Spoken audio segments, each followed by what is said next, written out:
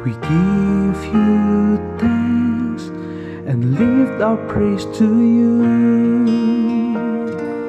We give thanks, we give praise, for we know that all things work together for our good. We give thanks, we give praise, for by faith we know your grace will see us through. We give thanks, we give praise, for we know that all things work together for our good. We give thanks, we give praise, for by faith we know your grace will see us through.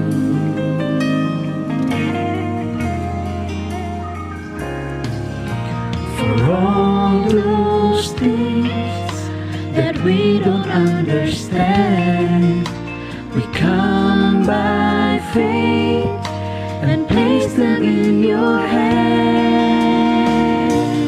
We give thanks, we give praise, for we know that all things work together for our good.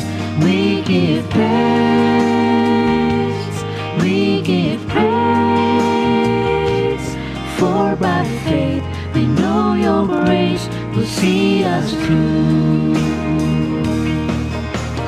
Even if we stumble, even if we fall, you will not forsake us. You are King and Lord of all, Lord of all. We give thanks, we give praise, for we know that all things work together for our good. We give thanks, we give praise, for by faith we know your grace will see us through. We give thanks, we give praise, for we know that all things work together for our good. We give thanks, we give praise, for by faith we know your grace will see us through.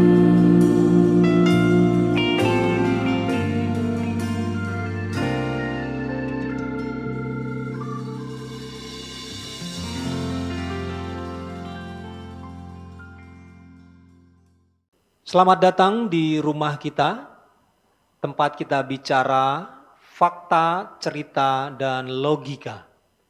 Bapak, Ibu, Saudara-saudara, salam jumpa kembali bersama dengan kami GSKI Selipi. Hari ini saya Junius Nayawan. Kami kedatangan seorang tamu yang brilian, seorang muda yang brilian, seorang dosen, seorang Pastor Robson Samosir. Selamat datang, Pastor. Siap, thank you untuk undangannya, Pastor Junius. Puji Thank you so much. Tuhan. Thank you so much. Oke, baiklah. Bapak, Ibu, Saudara-saudara, hari ini kita membahas sebuah tema yang sangat menarik tentang ajaranku dan ajaranmu.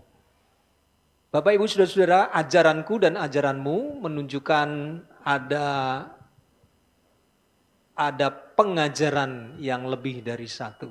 Ajaranku, ajaranmu, ajaran kita, ajaran mereka. Jadi pastor ini menunjukkan bahwa ada perbedaan pengajaran. Betul. Ya.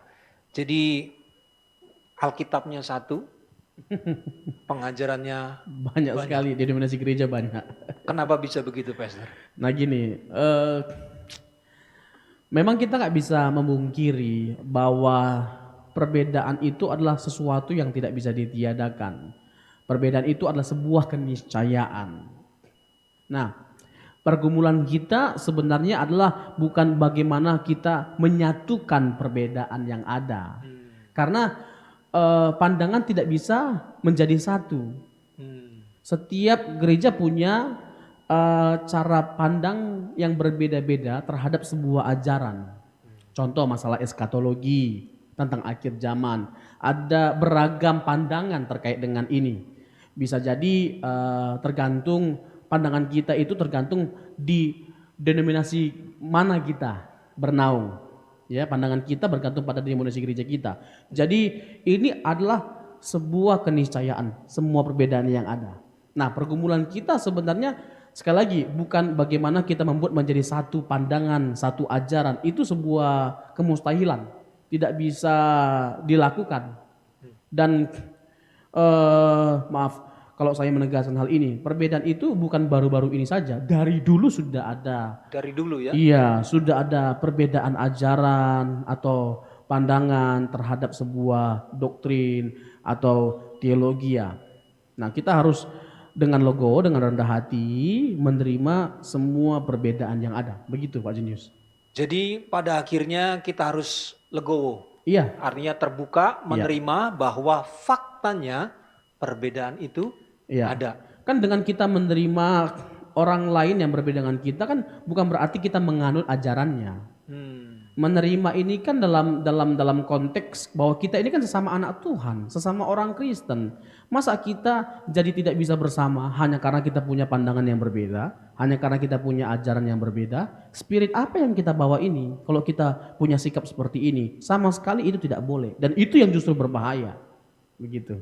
Jadi dengan kita menerima perbedaan bahwa ajarannya berbeda dengan ajaran kita, itu tidak berarti kita menerima ajarannya. Menganut ajarannya. Menganut, iya. Bukan berarti kita menganut ajarannya ya. Iya. Tapi kita menerima perbedaannya ya. Iya, jadi toleransi itu satu kata yang bukan hanya berlaku untuk kita Kristen dengan non-Kristen. Tetapi di kalangan Kristen sendiri juga berlaku prinsip toleransi. Bagaimana kita saling menghargai satu sama lain. Kan toleransi itu menjadi kehilangan makna kalau tidak ada perbedaan atau keberagaman. Iya kan? Dan bukan berarti tidak indah kalau ada perbedaan. Justru harmonisasi itu jadi indah kedengarannya karena ada banyak ragam atau perbedaan. Contoh, kalau main keyboard, Pak Junius kan bisa main keyboard ya, atau main gitar. Coba apa rasanya kalau hanya ada satu chord yang kita mainkan? Nggak ada rasanya. Nggak enak terdengar. Namanya chord ya. Iya, nggak enak terdengar. Mesti ada perbedaan. Ini saya nggak ada pemain keyboard nih. Kalau ada pemain keyboard langsung kita mainkan. Langsung kita mainkan ini. Haleluya. Langsung kita nyanyi. Iya.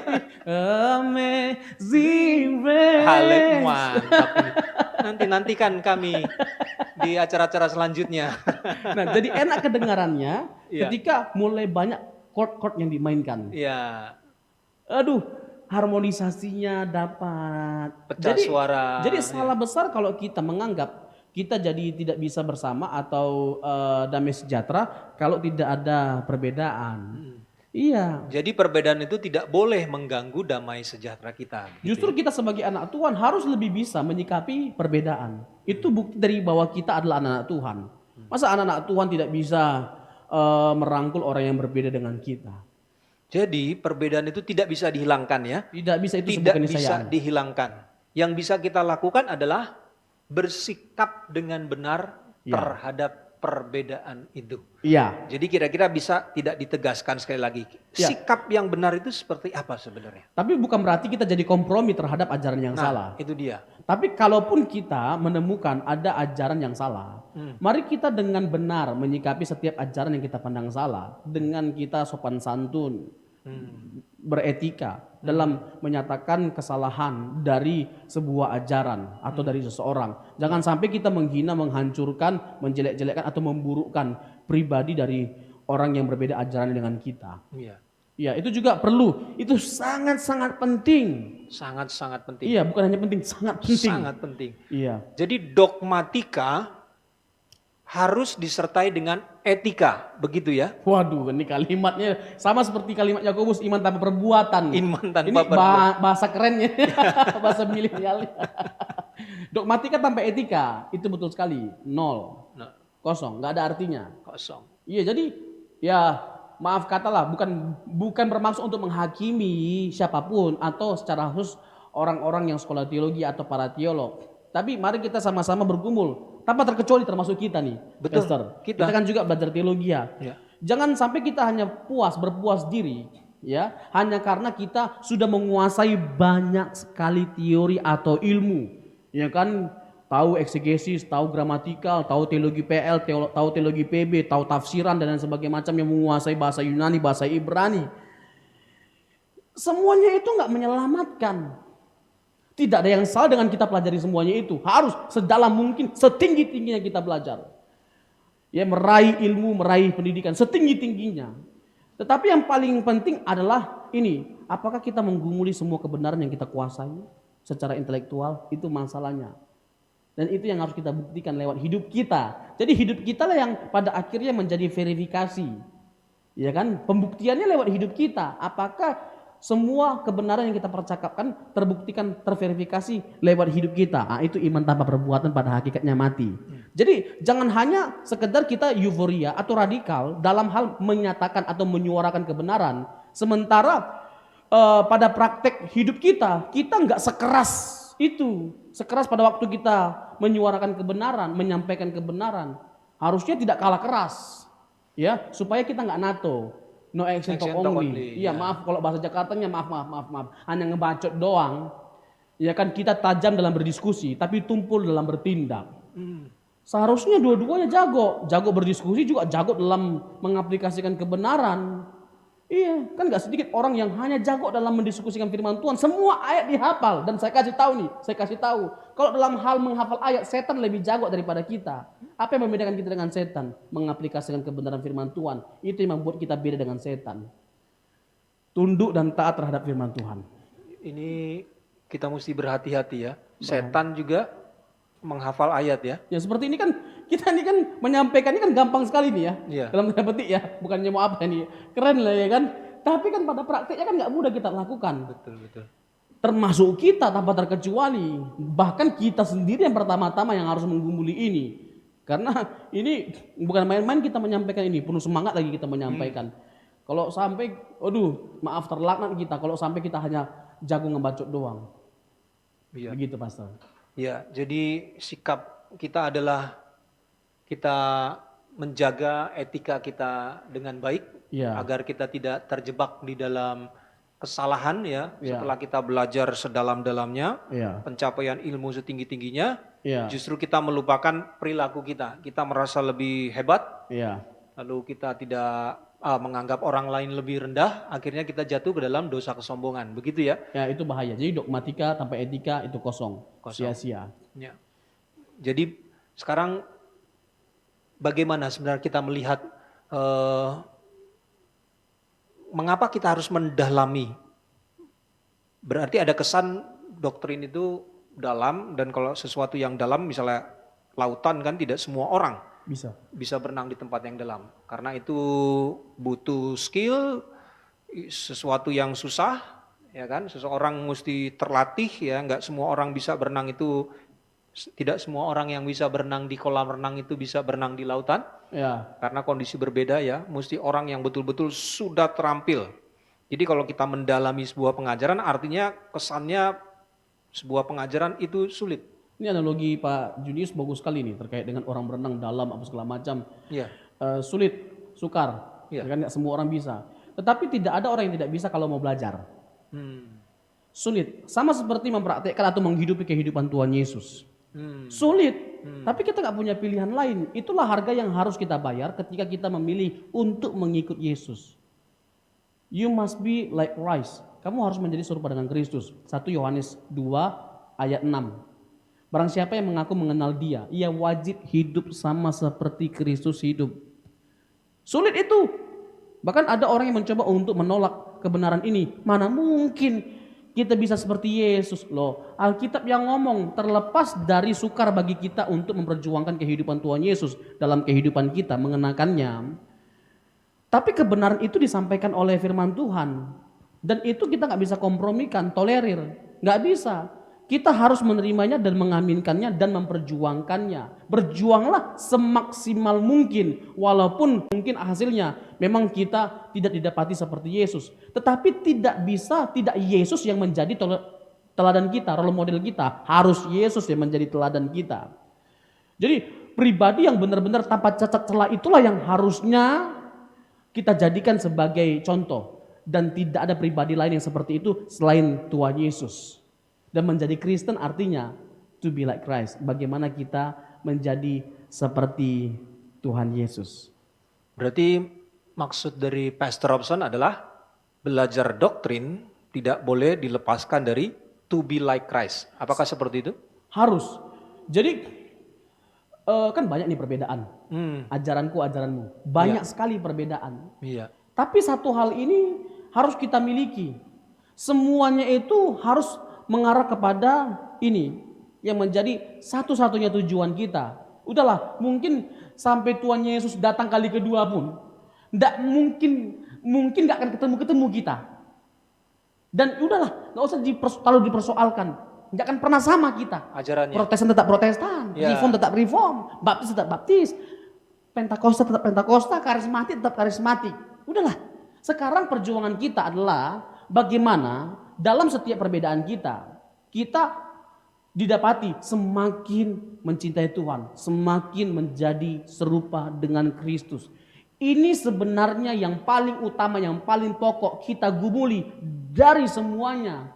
Supaya kita tidak menghabiskan waktu hanya untuk mengkritisi gereja lain yang doktrinnya berbeda dengan kita. Bukan tidak salah kalau kita menyikapi yang salah. Silakan, tapi sikapilah dengan baik, dengan benar, dengan lemah lembut, jangan kasar, Pak. Ya, tidak jarang ya mungkin lihat aja lah di YouTube hari-hari ini di medsos.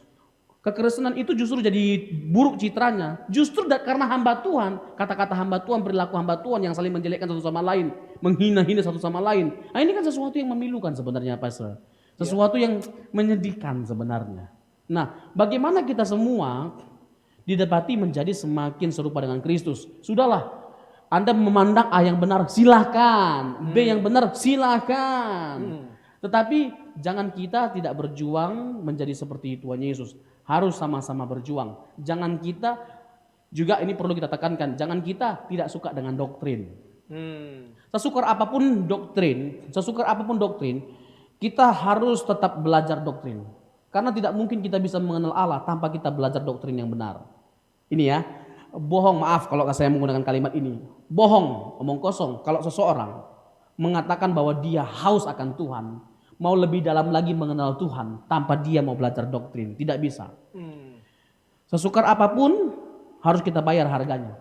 Tidak boleh kita abaikan doktrin. Kita harus pelajari. Harus pelajari ya. Iya, memang contoh.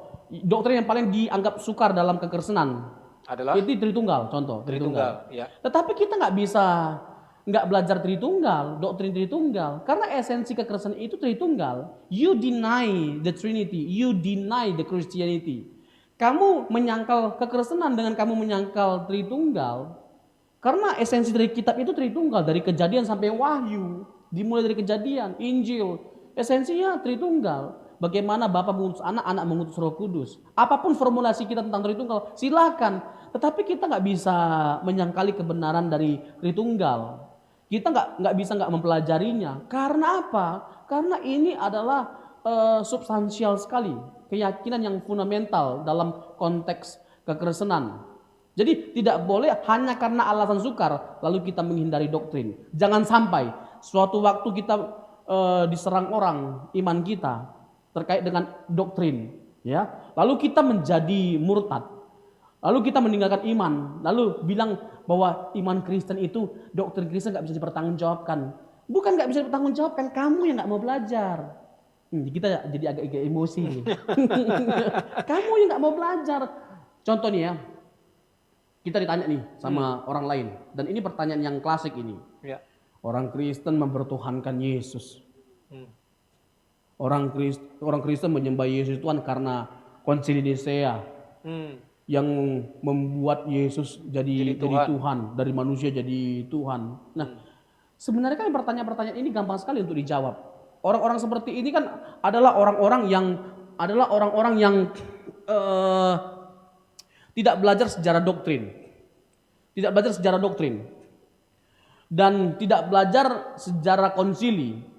Kalau ada orang yang mengatakan bahwa Yesus menjadi Tuhan itu diangkat pada tahun konsili Nisea, maaf kata kalau saya menggunakan kalimat ini, itu adalah orang yang sama sekali tidak tahu konsili Nisea. Karena konsili Nisea bukan konsili yang menciptakan status Yesus dari manusia jadi Tuhan, tapi bagaimana memformulasikan apa yang sudah diyakini oleh jemaat mula-mula dan para rasul. Memformulasikan, bukan menciptakan status Yesus. Banyak lagi pertanyaan-pertanyaan yang lainnya, seperti Allah bisa mati nggak? Nggak bisa kan? Seharusnya enggak. Ya nggak bisa mati. Kalau begitu Yesus bukan Allah, karena dia Yesus mati. Kan ya juga ya. Nah, kalau kita tidak mempelajari doktrin dengan baik, kita nggak bisa menjawab semuanya ini. Dan maaf kata, ini data. Tidak sedikit orang Kristen, kekristenan itu menjadi hancur karena menghadapi pertanyaan-pertanyaan seperti ini, tapi tidak bisa menjawab, lalu meninggalkan imannya. Padahal semua pertanyaan ini bisa kita jawab. Tidak ada pertanyaan yang nggak bisa kita jawab selama kita mau belajar. Doktrin kekristenan sangat bisa dipertanggungjawabkan secara teologis, secara logis, dan filosofis. Jadi memang sebenarnya bukan Konstantin yang menuhankan Yesus ya, bukan konsili itu ya. Jadi secara realitas memang jemaat mula-mula sudah mengakui ketuhanan Yesus Kristus. Iya, Yesus sudah disembah sebagai Tuhan. Sejak dari gereja mula-mula. Gereja mula-mula dan para rasul sudah memandang Yesus sebagai Tuhan, as a kurios, ya kan? Not only a kurios, but theos. Ya kan? Contoh Yohanes 20 ayat 28, di mana Thomas tidak percaya bahwa Yesus itu bangkit. Sekali-kali aku tidak percaya kalau aku tidak melihat dia. Lalu Yesus menampakkan diri, dia mendapatkan kemurahan Tuhan, kasih karunia Tuhan, dengan Tuhan Yesus menyatakan dirinya kepada dia. Lalu apa yang dikatakan oleh Thomas kepada Yesus yang dia lihat bangkit dari kematian? Hokuriosmu, kai hoteosmu. Memang, ya ini perdebatan lah ya. Ada pertanyaan, kalau Yesus sendiri tidak pernah mengatakan dirinya secara langsung sebagai Tuhan dan Allah, lalu ngapain kita mempertuhankan dia? Tetapi kan mengatakan diri secara langsung sebagai Tuhan bukan satu-satunya cara untuk kita menyimpulkan dia Tuhan atau tidaknya. Ada banyak caranya. Contoh, waktu Thomas menyembah dia sebagai Tuhan dan Allah, apakah Yesus menolaknya? Dia menerimanya. Tidak, dia menerimanya. Seharusnya kalau dia bukan Tuhan, dia harus menolak pengakuan itu, penyembahan itu. Jadi sekalipun dia tidak menyatakan diri langsung secara langsung sebagai Tuhan, dengan dia disembah sebagai Tuhan tapi nggak menolaknya, itu udah menunjukkan bahwa dia memang adalah Tuhan. Dia memang adalah Allah. Hokriusmu, kai hofeosmu. Ya Tuhanku, ya Allahku. Yohanes 20 ayat 28. Itu jelas sekali, Pastor. Ya, menarik ya kalau Pastor Robson menyinggung soal Injil Yohanes, dan bukankah di Injil Yohanes itu Tuhan Yesus berulang kali mengatakan aku adalah. Ya. Dan itu Yohanes 8 ayat 58, ego emi. Itu setara dengan kalimat ehi asher ehi dalam perjanjian lama, kalimat yang diungkapkan oleh Allah. Dan memang secara substansial Yohanes itu menyampaikan esensi tentang Yesus sebagai Allah atau anak Allah. Matius menyampaikan Yesus sebagai raja. Markus menyampaikan Yesus sebagai hamba. Lukas menggambarkan Yesus sebagai manusia. Yohanes menggambarkan Yesus sebagai anak Allah atau sebagai Allah. Ya, jadi Pastor sebenarnya kalau kita mau belajar, semua sudah ada jawabannya ya. Semua bisa kita jawab. Masalahnya kita nggak mau belajar. Sekali lagi, saya tidak bisa memungkiri atau menyangkali bahwa memang ada hal-hal yang sukar untuk kita pelajari dalam konteks kekristenan, doktrin-doktrin kekristenan. Tetapi sesukar apapun, kita tidak boleh tidak belajar. Kita harus belajar. Karena tadi itu, omong kosong rasanya kita mau mengenal Tuhan lebih dalam, lebih dekat tanpa kita belajar doktrin. Nggak bisa. Kita nggak mungkin mendapatkan satu pemahaman atau pengetahuan yang benar tentang kekristenan, tentang Allah, tentang apapun itu tanpa kita mempelajari doktrin atau teologia. Jadi kita nggak boleh anti teologia, nggak boleh anti doktrin. Iya. Tapi memang pergumulan para pendeta adalah bagaimana menyederhanakan, mengemas secara sederhana setiap doktrin yang mau diajarkan sehingga dengan mudah dicerna oleh jemaat. Itu perlu. Oke, jadi Dan menarik tentunya. Harus menarik. harus menarik ya. Iya. Disajikan. Jadi kita garis bawahi atau kita tegaskan. Jadi sebenarnya yang belajar doktrin itu, yang harus belajar doktrin hanya mahasiswa Fakultas Teologia dan para pendeta Umumnya. atau jemaat juga. Seharusnya Bagaimana? jemaat. Jadi ini mantap nih kalimat ini atau pertanyaan ini. Jadi seharusnya idealnya ya, teologi itu bukan hanya konsumsi para mahasiswa teologi, para hamba Tuhan, tapi semua orang. Dan semua orang sebenarnya secara tidak langsung sedang berteologi atau melakukan tugas sebagai seorang teolog dengan memikirkan Tuhan itu bagaimana, seperti apa, lalu menggumuli surga. Itu sebenarnya sedang berteologi ketika kita menggumuli atau mempercakapkan semuanya itu. Ya. Tetapi dengan kita lebih dalam lagi mempelajari teologi dalam konteks sekolah teologi PA dan lain sebagainya macamnya, itu maksudnya kita lebih dibawa untuk dengan tepat memahami apa yang kita gumuli dalam kekristenan. Semuanya harusnya. Semuanya ya. Jadi Jemaat. semua jemaat Jadi juga ya. nggak boleh jemaat anti teologi Oke. Meskipun ada jemaat yang anti teologi karena begini ya. Mungkin Pastor Junius pernah mendengarkan ini, jemaat-jemaat yang malas dengar khotbah-khotbah doktrin karena jelimat, ribet, aduh. Nah, malas. itu dia. Jadi begitu reaksi mereka, respon mereka.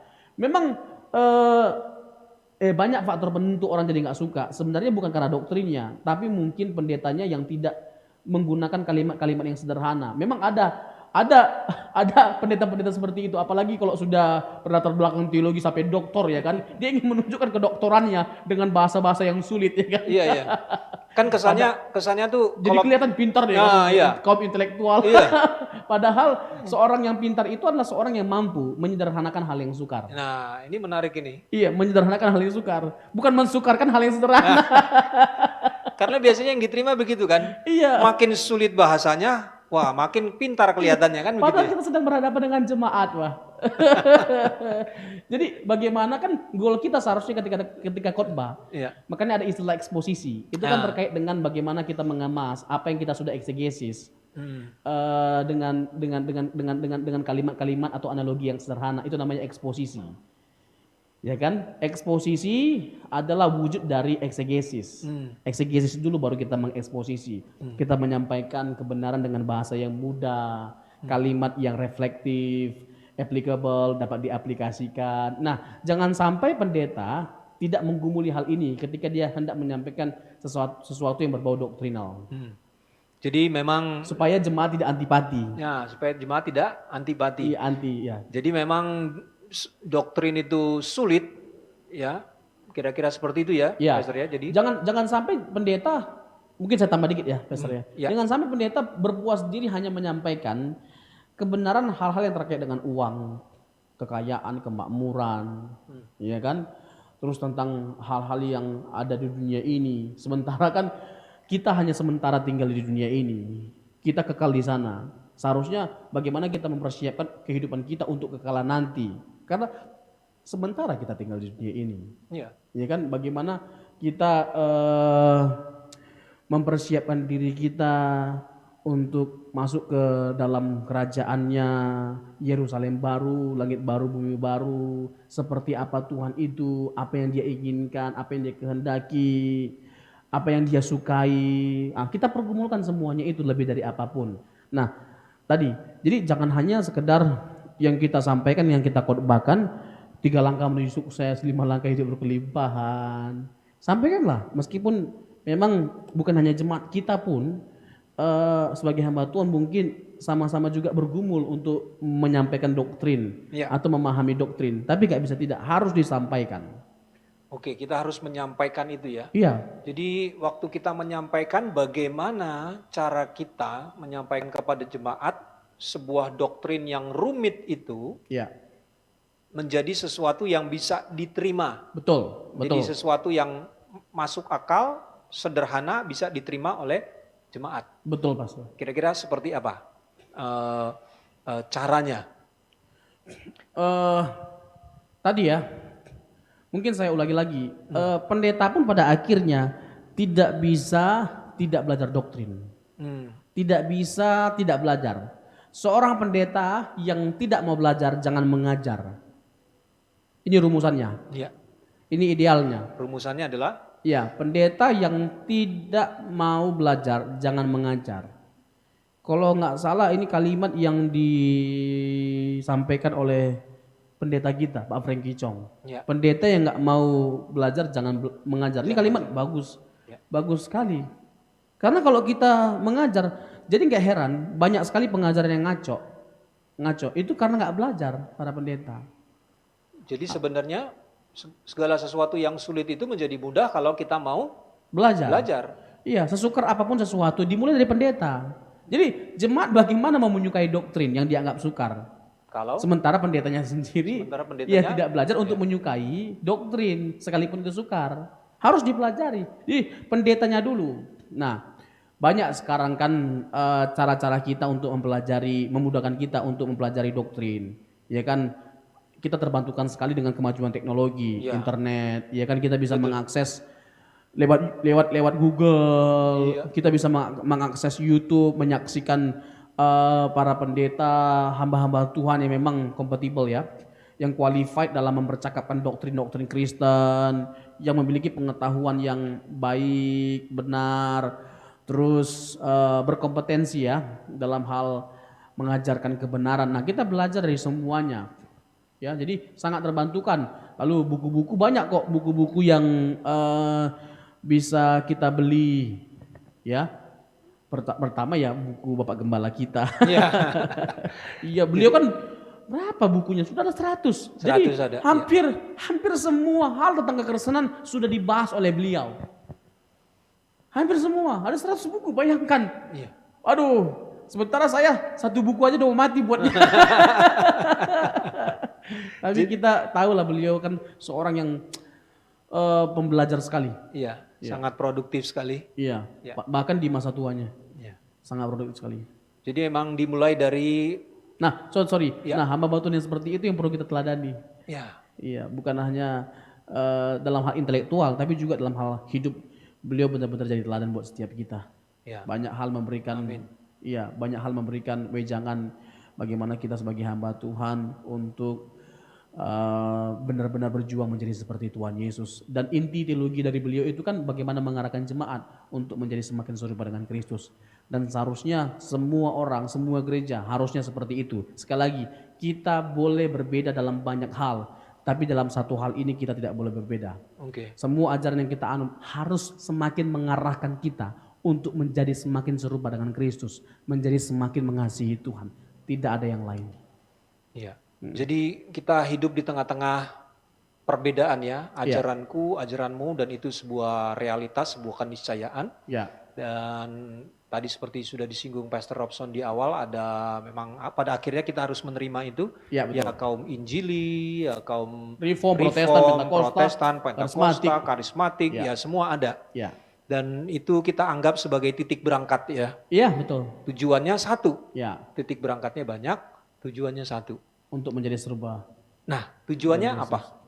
Tujuan, Menjadi serupa seperti Kristus, apakah itu dianggap sebagai sebuah tujuan? ya itu tujuan satu-satunya sebenarnya.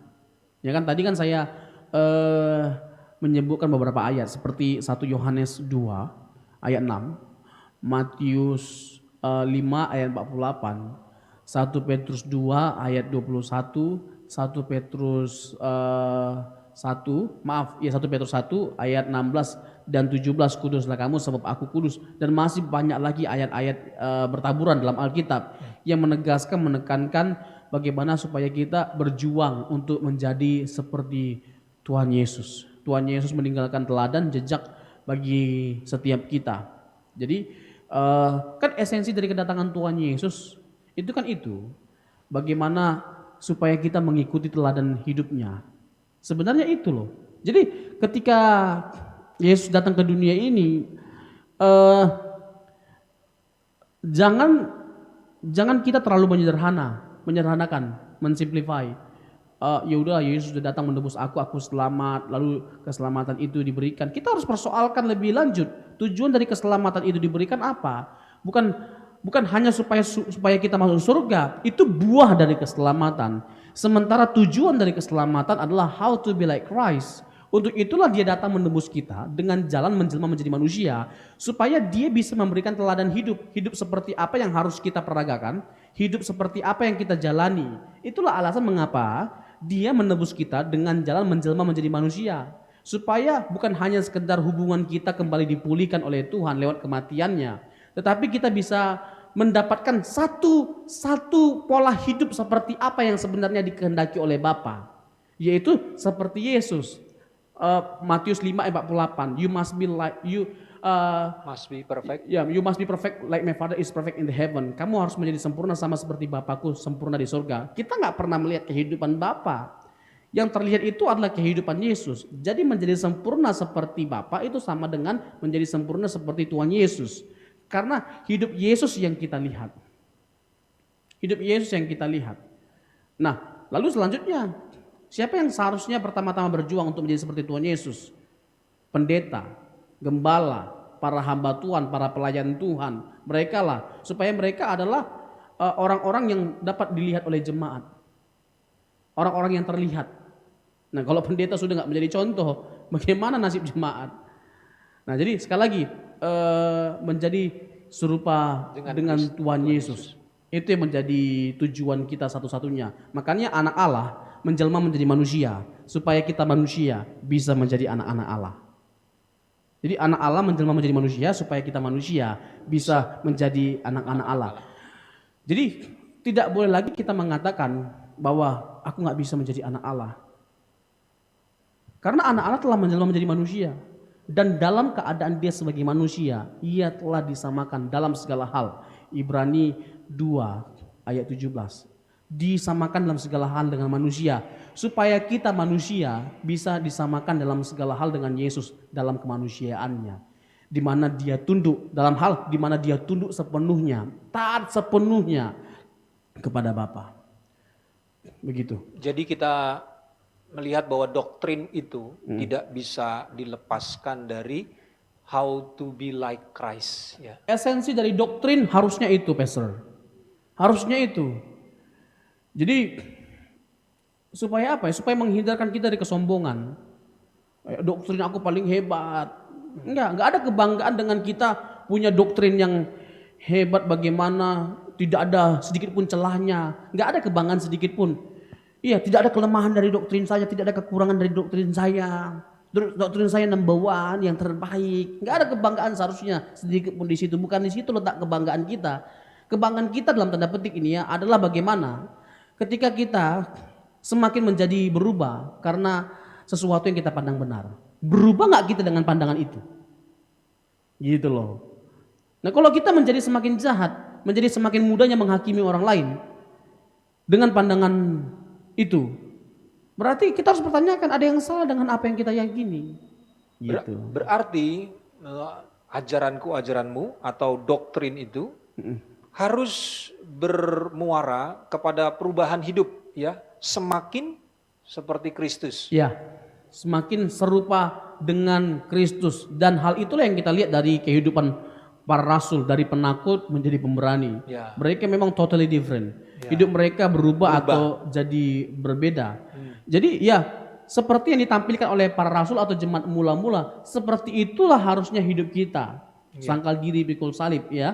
Sangkal diri pikul salib itu kan berbicara tentang apa? Penderitaan. Karena memang nggak mudah menjadi seperti Tuhan Yesus. Jadi esensi kekristenan itu penderitaan, menderita. Jadi orang-orang yang mau jadi Kristen tapi tidak mau menderita, salah alamat. Alamat palsu, Ayu Ting Ting. Salah alamat. Iya, karena gimana ya? Kehilangan esensi mereka. Ya, di mana tidak menderitanya? Di mana tidak menderitanya? Coba jelaskan. Di mana tidak menderitanya? Kita nggak bisa lagi hidup sesuka-suka kita, karena hidupmu bukannya kamu lagi, tapi Kristus. Galatia 2 ayat 20. Di mana nggak menderitanya? Ada kesempatan untuk berzina tapi nggak berzina. Ada kesempatan untuk berbuat dosa tidak berdosa. Kita menyangkali mengkhianati daging kita. Kalau bahasa Bapak Gembala kita mengkhianati diri kita. Kalau bahasa Tuhan Yesus, kita menyangkali diri kita. Di mana enaknya jadi Kristen? Menderita sebenarnya. Tetapi semuanya itu akan terbayarkan. Ketika apa?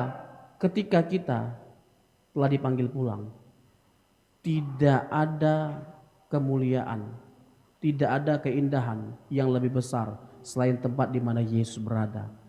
Roma 8 ayat 18, penderitaan yang kamu alami, sebab aku yakin kata Paulus, penderitaan yang kita alami zaman sekarang ini tidak sebanding dengan kemuliaan yang Tuhan akan nyatakan di langit baru, bumi baru. Ini yang menjadi penghiburan bagi setiap kita meskipun kita menderita dalam mengikut Yesus selama kita hidup di dunia ini. Hanya sementara. Memang kita gak bisa menyangkali penderitaan, apalagi kita tinggal di dunia penuh penderitaan. Semakin hari semakin terbukti benar kebenaran Alkitab bahwa memang dunia ini suatu waktu akan dihancurkan. Lihat demo di mana-mana karena Omnibus Law. Bangsa perang satu sama lain, Cina lawan Amerika. Ini kan ngeri nanti ini kalau sampai terjadi. Sudah terjadi Azerbaijan sama Armenia. Lain lagi negara-negara Asia yang lainnya. Filipina atau Thailand ya. Thailand mau lawan Malaysia. Perebutan wilayah. Aduh, seram. Faktanya memang dunia ini penuh dengan penderitaan, nggak bisa kita hindari. Pergolakan, penderitaan, sakit penyakit, apalagi wabah. kita sebagai pengikut Yesus. Iya, bukan hanya kita siap untuk menghadapi penderitaan yang ada di luar, tapi secara internal di mana kita berjuang menjadi semakin serupa dengan Kristus. Itu sangat menderita. Tapi seberapa berat pun penderitaan yang kita akan alami, kita akan tanggung. Karena apa? Kalau memang itu yang menyenangkan hati Tuhan, seberat apapun itu akan kita tanggung. Kalau itu yang menyenangkan hati Tuhan, memuliakan namanya, kita akan bayar harganya. Jadi ini adalah kita bisa katakan sebuah patokan bagi kita ya. Untuk kita menemukan, kadang-kadang kan jemaat itu bingung ya.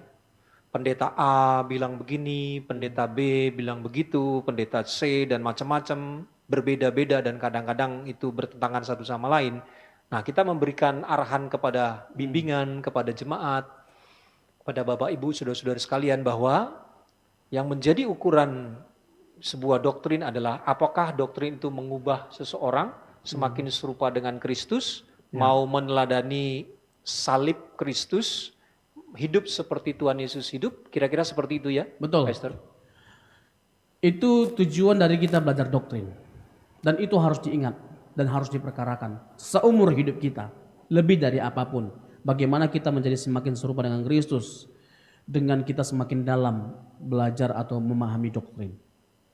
Nah, bagaimana kalau masih saja ada orang yang mengatakan ternyata, waduh Pak Pendeta, doktrin itu sulit, doktrin itu rumit.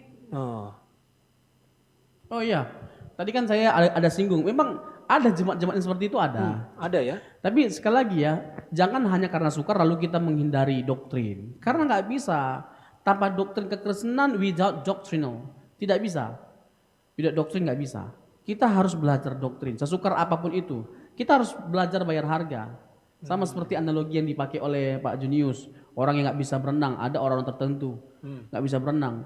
Apalagi di kedalaman laut, lebih takut lagi dia, lebih nggak bisa lagi. Iya. Tetapi kalau mau belajar, tidak mungkin nggak bisa. Pasti bisa, apalagi dilatih sama orang yang ahlinya. Lebih bisa lagi. Ya kan, kemungkinan untuk bisa berenang ya besar. Ya kan? Nah, begitu juga dengan hal doktrin. Sesukar apapun kalau kita mau belajar nggak mungkin nggak bisa, pasti bisa. Masalahnya kita mau nggak? Iya, jangan gimana ya? Untuk hal-hal dunia kita mau direpotkan. Iya. Tapi sebenarnya nggak boleh merasa repot sebenarnya, ya. Dalam tanda petik, untuk hal-hal dunia misalnya kita mau buang waktu, buang tenaga, buang uang. Masa untuk hal rohani yang bersifat kekal, hal-hal yang bersifat surgawi, spiritual, kita nggak mau bayar harga, buang waktu kita dan lain sebagainya macamnya. Masa kita nggak mau luangkan waktu, dalam tanda petik, bukan buang waktu sih, luangkan waktu. Luangkan waktu. Untuk hal-hal untuk kesenangan kita mau luangkan waktu kita. maaf keluarga kita, apalagi untuk hal-hal yang kekal, hal-hal yang spiritual, hal-hal surgawi. Masa kita nggak mau luangkan waktu kita? Sayang sekali. Nah, kan banyak sekali tuh. Tadi yang seperti yang saya tegaskan, banyak sekali cara yang bisa kita tempuh dan mudah sekali untuk kita bisa dengan mudah mempelajari doktrin kekristenan. Ya kan, internet kan, kemajuan teknologi sangat membantu kita hari-hari ini. Ya, dengan men-searching di Google, terus lihat khotbah di YouTube. Jadi, sangat bisa sekali kalau kita mau ya. Sangat bisa sekali. Untuk kita memahami doktrin-doktrin dalam kekristenan kalau kita mau belajar. Jadi saya ingat sebuah pepatah ya. Kalau ada kemauan, di situ ada there is the will, there is the way. Ya, ada kemauan, ada jalan. Untuk hal-hal yang biasa saja kita bisa mengatakan gunung kan kudaki, lautan kan kuseberangi, ya kan? Betul. Kalau kita sudah mau, apapun kita hadapi, harganya kita bayar begitu ya. Dan Tuhan sendiri nggak mungkin tidak menyatakan pengenalan akan dirinya bagi setiap orang yang haus akan dirinya. Nah, itu dia. Bagi orang yang rindu dan lapar akan dirinya, nggak mungkin. Dia pasti bertindak untuk menyatakan pengenalan akan dirinya kepada setiap kita yang rindu, yang haus. Teruslah tingkatkan kerinduan kita, haus kita kepada Tuhan, dan Tuhan akan lebih lagi menyatakan dirinya kepada setiap kita, dan kita menjadi semakin dewasa dalam iman dan karakter ketika kita terus meningkatkan rasa haus kita, lapar kita kepada Tuhan. Jadi ada orang yang pernah mengatakan Alkitab itu merupakan buku yang unik ya, karena buku yang kita baca di saat bersamaan kita bisa berkomunikasi langsung dengan sang penulis buku itu. Oh iya Tuhan. Ya biasanya kan buku-buku kita baca, makanya ada ilmu hermeneutik. Kenapa? Karena si penulis sudah mati. Ya, jadi kita berusaha mengerti apa maksudnya ini. Makanya ada ilmu hermeneutik. Itu semua buku-buku yang lain. Tapi kalau Alkitab itu unik ya. Waktu kita baca, kita bisa berkomunikasi langsung dengan sang penciptanya. Jadi luar biasa. Jadi luangkanlah waktu kita untuk hal-hal yang kekal, hal-hal yang bersifat spiritual, seperti membaca Alkitab. Semakin sering kita membaca firman Tuhan, semakin pikiran kita diwarnai oleh firman Tuhan. Semakin sering kita membaca firman Tuhan, semakin hidup kita, karakter kita diwarnai oleh firman Tuhan. Apa yang mewarnai hidup kita bergantung pada apa yang kita masukkan dalam pikiran kita. Jadi doktrin itu harus mewarnai hidup kita ya. Firman Tuhan itu harus mewarnai hidup kita. Apa yang kita masukkan dalam pikiran kita itu akan mewarnai pikiran kita. Untuk itu masukkanlah hal-hal yang baik seperti firman Tuhan, supaya hal-hal yang baik itu bisa menguasai hidup kita, mewarnai keseharian kita. Jadi keunikan firman Tuhan itu, tadi kan bicara tentang keunikan. Saya nggak pernah menemukan ada orang yang berubah hidupnya karena baca buku-buku biologi, baca buku fisika atau matematika. Tapi banyak sekali kesaksian yang saya dengarkan di mana orang-orang diubahkan karena membaca firman Tuhan. Jadi kalau kita mau diubahkan hidupnya, ya luangkanlah waktu untuk kita baca firman Tuhan. Ya, jadi penting sekali ya, Pastor, kita belajar doktrin supaya sungguh-sungguh firman Tuhan itu bisa mewarnai hidup kita. Iya, supaya tadi sebenarnya tujuan dari kita belajar doktrin atau ajaran sebenarnya ya kurang lebih seperti apa yang kita sudah diskusikan dari tadi. Bukan hanya supaya kita bisa mempertanggungjawabkan iman kita ketika iman kita dipersoalkan, dipertanyakan, atau dikritik, atau diserang. Tapi bisa jadi itu salah satu alasannya, tujuannya. Tetapi tujuan utamanya bukan itu. Tetapi ya masa kita Kristen tapi kita nggak tahu apa yang kita imani, kan lucu. Iya. Iya kan? Iya. Makanya ya belajar doktrin. Tetapi tujuannya adalah supaya kita menjadi serupa dengan Kristus. Tadi itu. Jadi kita harus belajar karena kita harus tahu apa yang kita percayai. Iya. Siapa yang kita percayai. Iya kan, kita di Kristen tapi nggak tahu apa yang kita percayai. Kan lucu. Kenapa Anda percaya Yesus itu Tuhan? Bukankah dia hanya manusia? Kok manusia dianggap sebagai Tuhan? Ya saya percaya saja. Ya saya percaya saja. Mau apa? Nggak bisa begini. Jadi harus ada pertanggungjawaban iman ya. Kalau orang bertanya kita harus bisa menjawab ya. Tapi lebih dari itu, kepercayaan kita, keyakinan kita kepada Yesus sebagai Tuhan membuat hidup kita menjadi semakin berubah dari hari ke hari. Iya. Sekarang begini Pastor, kita menghadapi situasi yang memang berbeda gitu ya. Kita menghayati, kita sedang berusaha. Tapi kadang-kadang ada orang yang menganggap kita salah, Oke. lalu mengkritik kita. Hmm. Kalau tadi bagaimana kita menghadapi perbedaan, mungkin sekarang hampir sama dengan itu, tapi sedikit ada berbedanya juga. Bukan hanya bagaimana kita menghadapi perbedaan, bagaimana kita menghadapi orang-orang yang memberikan kritik kepada kita. Kalau kritik itu membangun dan kita salah, kita harus terima. Karena Rasul Paulus pernah mengingatkan Timotius. 1 Timotius 4 ayat 16. 1 Timotius 4 4 ayat 16. Awasilah dirimu sendiri dan awasilah ajaranmu. Ini terkait dengan keselamatan kita dan keselamatan orang lain. Makanya Paulus dengan tegas mengatakan kepada Timotius, awasilah. Ini awas.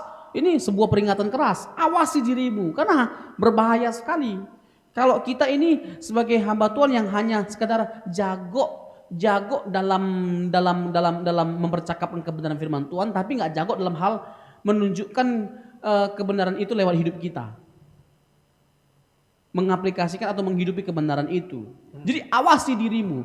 Makanya sebelumnya dalam ayat 12 dikatakan oleh Paulus kepada Timotius, jangan seorang pun menganggap engkau rendah karena engkau muda. Jadilah teladan bagi orang-orang percaya dalam perkataanmu, dalam tingkah lakumu, dalam kasihmu, dalam kesetiaanmu, dan dalam kesucianmu.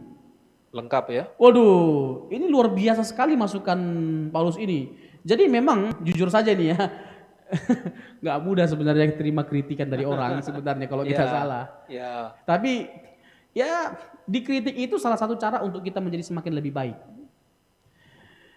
Hanya orang yang rendah hati yang bisa menerima kritikan.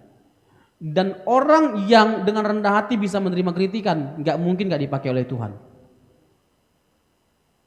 Meskipun ya, pokoknya tujuan dari kritik itu baik. Meskipun ada case di mana orang ketika kita salah, lalu dia mengkritik kita dengan tujuan yang baik, tapi caranya salah. Tapi apapun itu, tujuannya baik, kita terima saja. Nggak apa-apa. Seperti teladan Kristus ya. Iya. Dia tersalib karena tuduhan tuduhan palsu ya. Dan lain sebagainya. Lain sebagainya. Tapi the show must go on, harus berlanjut. Ya. Ya kan? Penuh dengan kritikan, penuh dengan hinaan, celaan dan lain sebagainya. Tapi ini ya, kalau kita benar, teruskan saja. Ya. Teruskan saja, lakukan saja. Nanti Tuhan yang menjadi hakimnya kok. Tuhan yang menjadi hakimnya. Ada kalanya kita benar, kita dikritik. Teruskan saja, lakukan saja. Gak jadi soal bagi kita. Yang penting kita buktikan bahwa hidup kita semakin berubah dengan apa yang kita pahami. Itu jauh lebih penting sebenarnya. Ya kan? Selama hidup kita ini masih di jalurnya mengikut Tuhan, meneladani Tuhan, jadi tetap saja kita lakukan itu ya. Ya selama kita ternyata semakin berubah dengan apa yang kita pandang, yang kita yakini, teruskan. Karena itu yang paling penting. Kamu memandang dirimu paling benar, lebih benar daripada saya.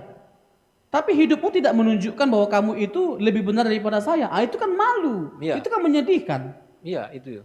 Begitu. Pada akhirnya kan orang menganggap kita salah, mungkin juga kita bisa menganggap orang itu salah. Lalu yang menjadi wasit siapa? Iya. Kan begitu ya. Dan ini juga perlu penting. Jangan dengan mudah kita mengkritik orang lain. Dikit-dikit kritik.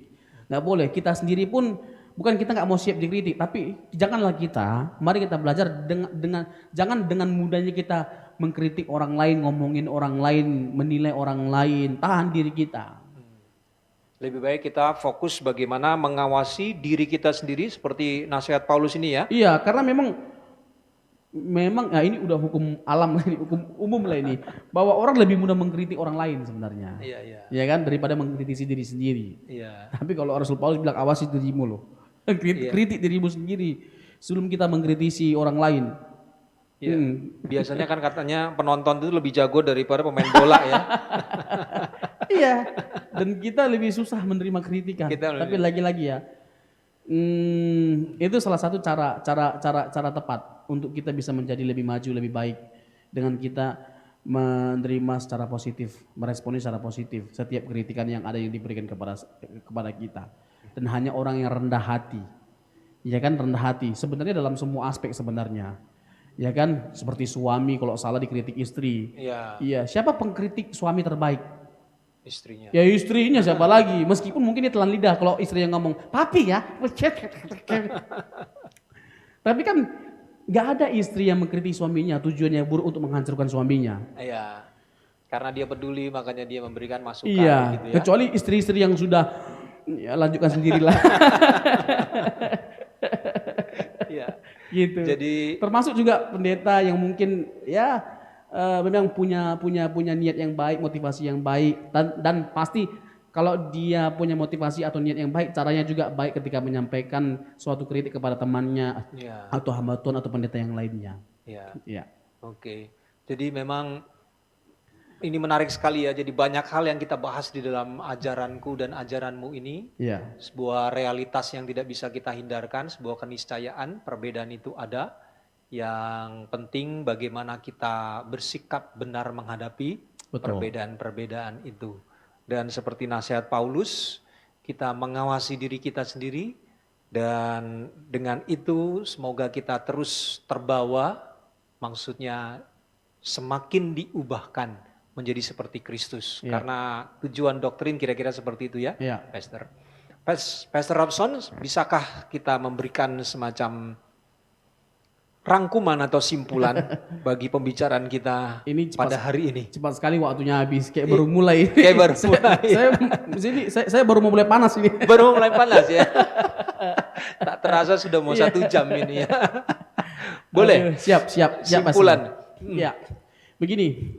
Sekali lagi, perbedaan adalah sebuah keniscayaan. Sampai Tuhan Yesus datang kali kedua pun, perbedaan tetap ada dan kita tidak bisa menyingkirkannya atau meniadakannya.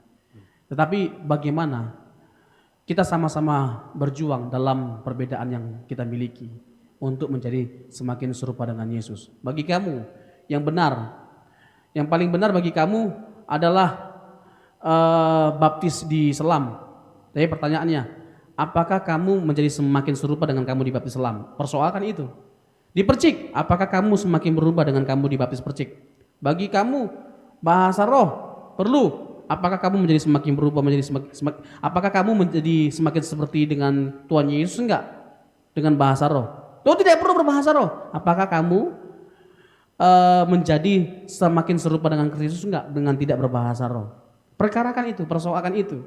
Jadi tujuan diskusi kita ini sebenarnya adalah mengarahkan setiap orang Kristen dari denominasi gereja manapun dalam perbedaan ajaran atau doktrin kita sama-sama berjuang untuk mengenakan, memperagakan hidup Yesus. Tadi 1 Yohanes 2 ayat 6. Barang siapa yang mengaku mengenal Allah, ia wajib hidup sama seperti Tuhan Yesus. Kita menjadi semakin serupa dengan Kristus enggak? Dengan apa yang kita pandang benar, dengan apa yang kita yakini sebagai sebuah kebenaran. Kurang lebih seperti itu kesimpulannya. Terima kasih Pastor Siap. Robson Samosir. Siap, Sangat Pastor. memberkati kita Siap, thank you. pada hari ini. Bapak Ibu, saudara-saudara, hari ini kita belajar ajaranku dan ajaranmu. Biarlah ajaranku dan ajaranmu semakin mengubah kita masing-masing, semakin menjadi serupa dengan Kristus. Karena kekristenan adalah soal bagaimana Kristus datang ke dalam dunia ini. Dia hidup, dia melayani, dia mati, dia bangkit, dan dia naik ke surga. It's all about Christ. Jadi ajaranku, ajaranmu menampilkan Kristus yang hidup di tengah-tengah dunia ini melalui ajaranku dan ajaranmu. Tuhan Yesus memberkati kita semua. Sampai jumpa di acara rumah kita berikutnya. Baiklah, Bapak Ibu Saudara-saudara, Pastor Robson, mari kita akan tutup acara kita pada saat malam hari ini di dalam doa. Kami mohon kesediaan Pastor Robson untuk memimpin kita di dalam doa. Terima kasih ya Tuhan buat kesempatan diskusi ini dan harapan kami setiap orang yang mendengarkan diskusi lewat program rumah kita ini diberkati ya Tuhan. Kami dimampukan untuk kami menghidupi kebenaran firman-Mu. Roh Kudus-Mu yang menaungi kami, Roh Kudus-Mu yang menuntun setiap kami untuk kami menghidupi seluruh kebenaran-Mu. Sesungguhnya tidak mudah bagi kami untuk memperagakan hidup-Mu ya Tuhan dalam kehidupan kami. Tapi kami percaya bahwa Tuhan pasti menolong setiap kami. Sekali lagi Tuhan berkati setiap pemirsa, setiap jemaat-Mu, setiap orang Kristen dimanapun mereka berada yang mendengarkan diskusi ini. Di dalam nama Yesus kami bersyukur dan kami berdoa. Amin. Sampai jumpa di acara berikutnya di rumah kita. Tuhan Yesus memberkati.